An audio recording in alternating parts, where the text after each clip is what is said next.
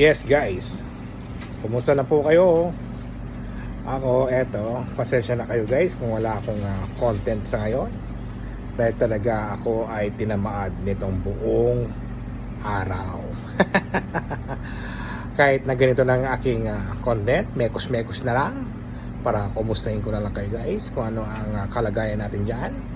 At ano po ang yung mga bali-balita natin dyan. Kaya kung minsan nakakaramdam din pala tayo ng mekos-mekos na nakatamaran. Wala tayong magawa kung minsan ay normal lang talaga yung hindi ka makapag-content So ito na lang ang gagawin natin para at least may matawag na content. Talagang tinamad talaga akong gumawa. Yun lang. At wala namang masama kung ikaw ay tamarin at magpapahinga. Dala lang siguro nung talaga ikaw ay napagod.